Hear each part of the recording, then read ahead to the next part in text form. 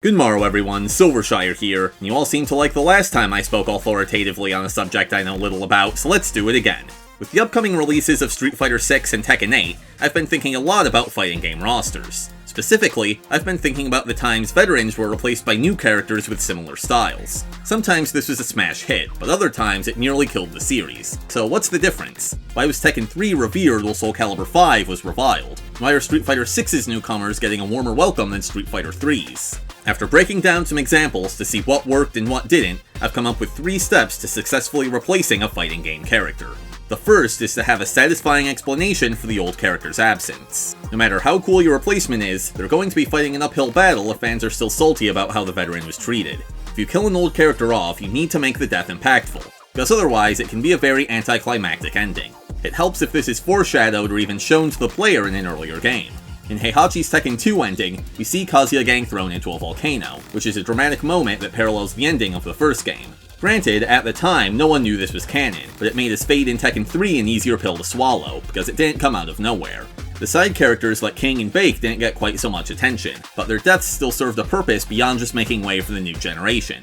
They were eliminated by Ogre, the main antagonist of Tekken 3, thus hyping him up as a major threat.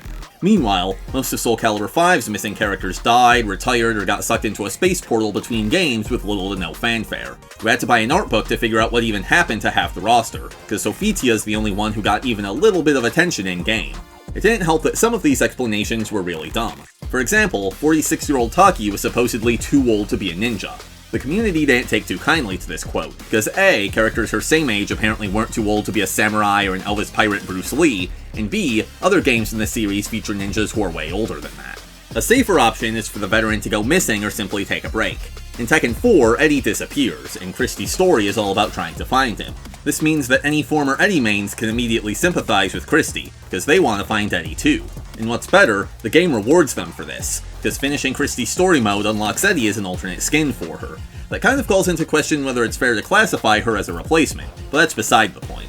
This method also makes it easier for the veteran to return in the future. Characters can be brought back from the dead, but that runs the risk of robbing the original story beat of its impact. All but one of Ogre's victims were eventually revealed to have survived, making him seem much less menacing in retrospect. All of this gets exponentially harder based on how iconic the veteran you're trying to replace is. Tekken 3 had the benefit of releasing just 3 years after the original game, whereas Soul Calibur 5 released 17 years after the original game. Fans had way more time to grow attached to Sophitia and Taki than Kazuya and Michelle, so naturally there was a greater outrage when they were cut. Street Fighter 6 made a smart move by only introducing replacements for less popular characters. No offense to T-Hawk or Guy, but they aren't exactly faces of the franchise. But let's say you have that part all figured out. Now, how do you make a new character that people like just as much, if not more, than the original? The second step is ensuring that the replacement appeals to the same sort of fantasy as the veteran. As we all know, characters are more than functions, so gameplay alone doesn't necessarily make for a good successor. I think this is the main reason Street Fighter 3 fell flat when it first came out. If you like Guile because he has a sonic boom and a somersault kick, then Remy is right up your alley. But if you like Guile for his backstory or personality or appearance, it's gonna be hard to make the jump to this lanky French edgelord. That's not to say Remy's a bad character, he's just a bad replacement. By contrast, Street Fighter 6's Kimberly has plenty in common with Guy beyond just her fighting style. They're both American ninjas, no, not that kind. They're both heroes, they're both sneakerheads, and even their outfits are similar. So if you like Guy for his backstory or personality or appearance, you'll probably like Kimberly for the same reasons. However, the replacement shouldn't be a carbon copy of their predecessor, because that defeats the point of introducing a new character. Leisha is my least favorite of the Soul Calibur 5 kiddos because she brings nothing new to the table. She's just a slightly smaller Xianghua. That's why the third step is to give the replacement a unique hook. Whether it's a physical characteristic, a personality trait, or some kind of special ability, you need to convince players that this newcomer offers something the veteran didn't. Kimberly is a graffiti artist, which sets her moveset and aesthetic apart from Guy's. An added benefit of making the replacement more unique is that it leaves room for the veteran to return without stepping on the replacement's toes. You need to be careful though, because there's a fine line between a unique hook and an overbearing gimmick, and Shiba pole vaults right over that line. This dude never shuts up about how hungry he is. Intro, hungry. Outro, hungry. Story, hungry. Writhing in pain because he just got smacked by a giant flaming greatsword, hungry. It's his entire personality, which gets old quick. The last thing you want is for the thing that sets your character apart to be annoying. Ideally, the replacement's hook will recontextualize some other aspect of the character, be it in story or gameplay.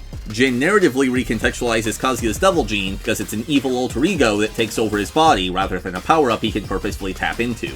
And Lily mechanically recontextualizes T-Hawk's command throws because they're done with weapons rather than bare hands. These feel like natural extensions of their core concepts rather than tacked-on gimmicks. At the very least, the hook shouldn't conflict with any traits that the replacement retains from the veteran. This is an issue they have with Asuka. The main thing setting her apart from June is that instead of being a spiritual, nature-loving pacifist, she's an aggressive, street-fighting tomboy. That makes for an interesting character, but it doesn't really mesh with the fighting style she inherited from June, which is patient and defensive. There are rare instances in which it makes sense for the replacement to be nearly identical to the veteran. King 2, for example, is so similar to King 1 that you wouldn't even know he's a different person without the game telling you. But that's the point. He isn't meant to be a reinvention of the character. He's just a young man trying to carry on his late idol's legacy. Obviously, none of these are hard and fast rules. I'm sure you can think of bad replacements who follow all 3 steps and good replacements who don't. But now, I feel like I have a much better understanding of why some successors have fared better than others, and hopefully you do too. With that, I'm gonna leave this video here. Thank you so much for watching, I hope you enjoyed, and until next time, I bid thee farewell. A great fighting game character design will inform us of 3 things. The first, and arguably the most crucial, is gameplay. As important as it is for a character design to look good, it also serves a practical purpose.